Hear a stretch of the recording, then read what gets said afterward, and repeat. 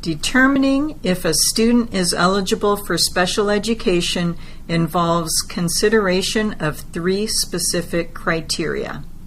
Our learning target is for you to understand that there are a continuum of supports available. Special education is designed for students who have been determined to have an educational disability. You will be asked to complete a short formative assessment at the completion of this section. Feel free to pause, go back, or print specific information as you proceed. The federal government and state of Iowa determine what criteria to use when determining special education eligibility. Individuals eligible for special education services are considered as having an educational disability. The state of Iowa uses a response to intervention model, or RTI, to evaluate students and determine eligibility for special education services. Students are not labeled in Iowa, such as behavior disability, emotional disability, or learning disability. Instead, because research has demonstrated these labels do not improve the identification, intervention, or improvement of student outcomes, and many times has negative effects on students, the state uses a non-categorical system of identification. All students are considered to be eligible individuals.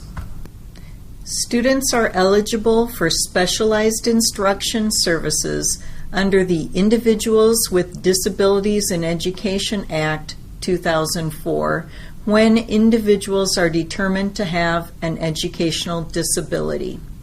A disability for purposes of the Individuals with Disabilities Education Act, IDEA 2004, is referred to as an educational disability. An educational disability requiring the services of special education is a skills deficit, a health or physical condition, a functional limitation, or a pattern of behavior that adversely affects educational performance. An educational disability first results in educational performance that is significantly and consistently different, diminished, or inappropriate when compared to the expectations for peers, and second, significantly interferes with access to general education settings and opportunities, or developmental progress, or involvement and progress in the general curriculum, or interpersonal relationships, or personal adjustment.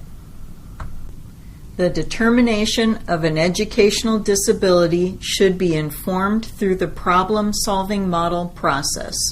This model is a logical, linear way to identify problems so that everyone understands what the specific problem is, validate that the identified problem is important to a student's educational performance, determine why the problem is occurring, develop a plan to ensure intervention success using research-based practices, and to evaluate whether the designed plan is improving student skills. The problem-solving model is a process that oftentimes does not have an end but continues to help teams and individuals solve persistent, recurring, or new problems that arise. The problem-solving model is built into many of the professional development processes in the state of Iowa. Some examples include Iowa I-Plans, Schools in Need of Assistance, IEP development, Child Study Teams, and the Iowa Professional Development Model. Problem identification is the first step. This is where you define the problem. You would likely make use of screening assessments in order to answer the question, what is the problem and why is it happening? Problem validation is the next step. This is where you would look at the student's baseline versus expected performance. You would also review any history of concerns across settings. Problem analysis is the next step in this process. You consider the following factors: instruction, curriculum, environment, and learner, otherwise referred to as ISIL. At this stage, you would also use and review diagnostic assessments as needed. The final step in the problem-solving model is to evaluate the outcome. This involves a review of progress monitoring and analysis of the trend of progress. At this step, you are asking, did our plan work? An IEP is just one support in a continuum of resources and supports available to students in schools supporting student learning needs. While instructional decision-making is a system of supports varying in intensity, the problem-solving model is a process within instructional decision-making, or the RTI process, that helps teams determine the intensity and specificity of supports and resources to support student learning needs. Plan development and implementation is the fourth step in the process. This is where you would conduct goal setting and intervention planning. In other words, what are we going to do?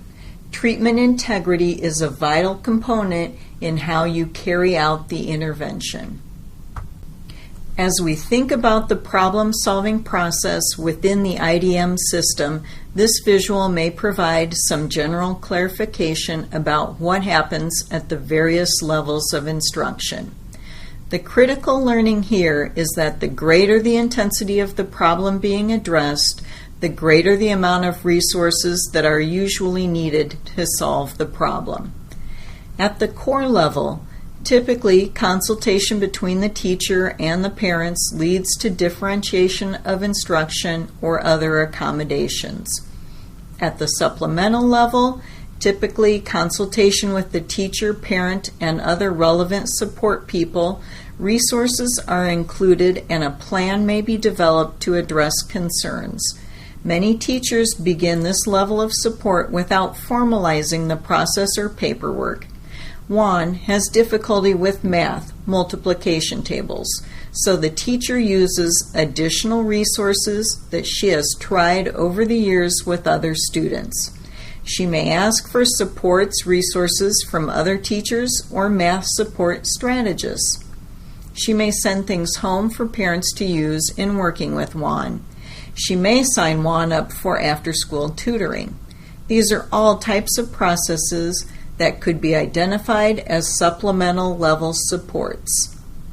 At the intensive level, typically the consultation includes the teacher, parent, and team members who may have expertise in a specific discipline or knowledge areas and are involved to assist in developing a more targeted intervention.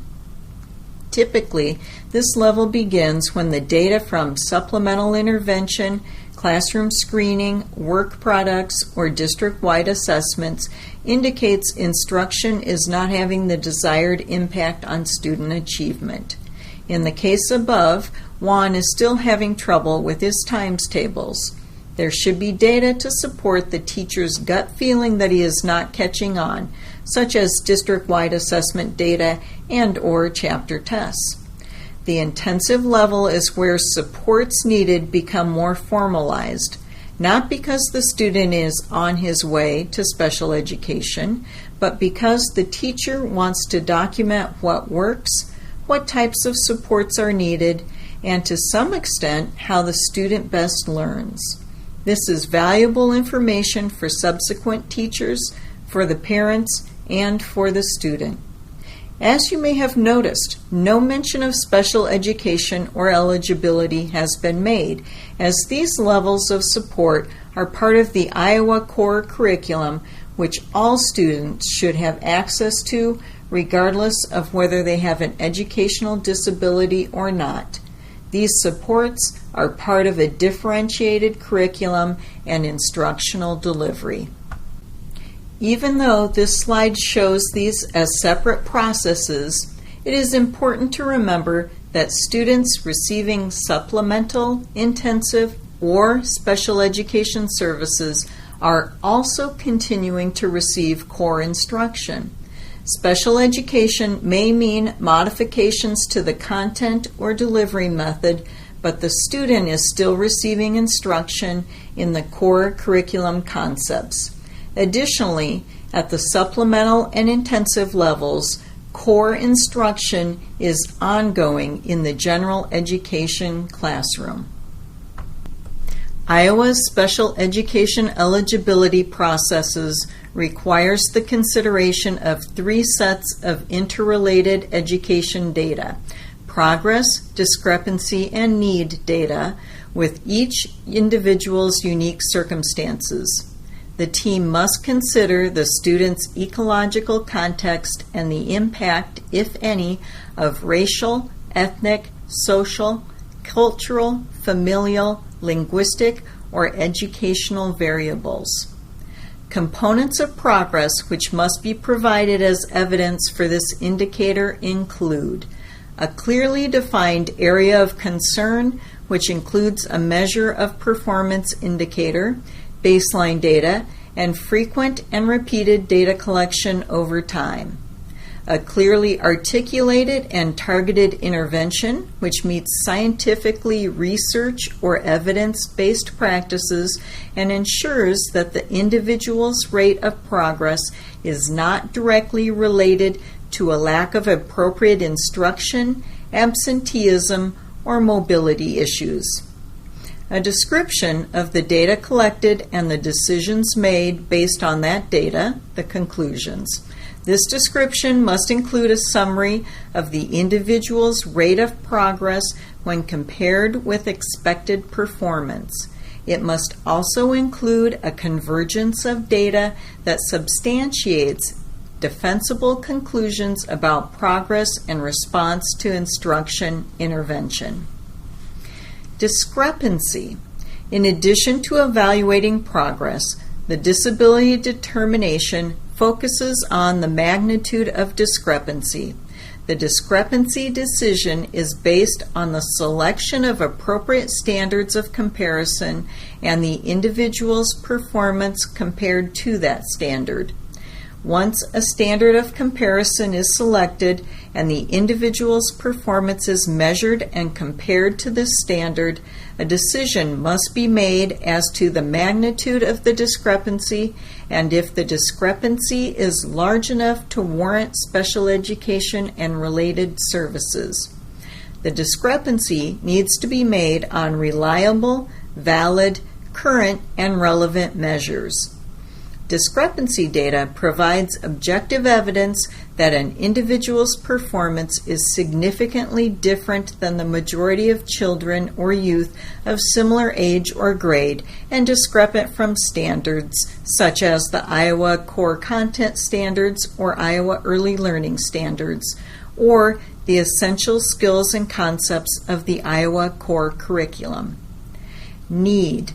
Based on the convergence of all data collected as part of the evaluation process, instructional need is a data-based description of the resources necessary to improve and maintain the student's rate of learning at an acceptable level and requires teams to operationally define the conditions under which learning is enabled or enhanced. The discussion of need summarizes the unique constellation of services and supports that an individual requires that go beyond the capability of general education to provide without special education resources. If the student progress toward benchmarks can be managed with general education resources alone, the student may not be eligible for special education services. Progress and discrepancy together determines whether the student has an educational disability. All students have some instructional needs. What those instructional needs consist of is determined after the disability decision has been made. Some students have instructional needs but are not discrepant enough to be considered in need of special education. They may need a supplemental plan or simply need their core instruction differentiated. Special education is a high-stakes decision with life-impacting consequences. Educational staff need to review response to instruction, including what accommodations and modifications have been made to allow meaningful progress.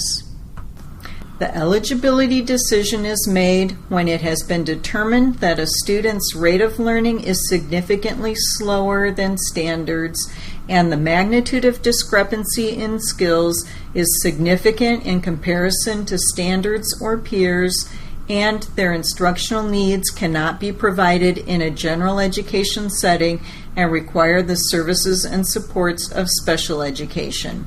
Then an educational disability is said to exist.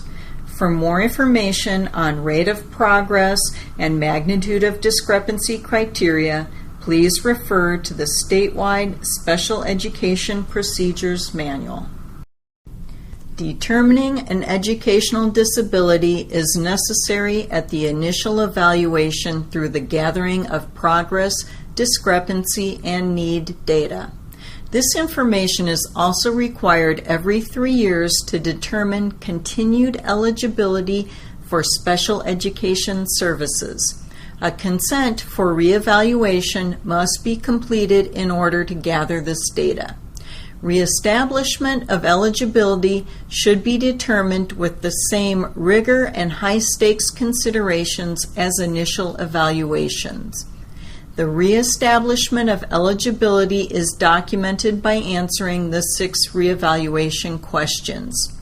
It is highly suggested that teams start planning for an IEP reevaluation at least a month before a 3-year review in order to have sufficient time to collect and analyze data. These are some of the resources that teams might access during the special education eligibility process.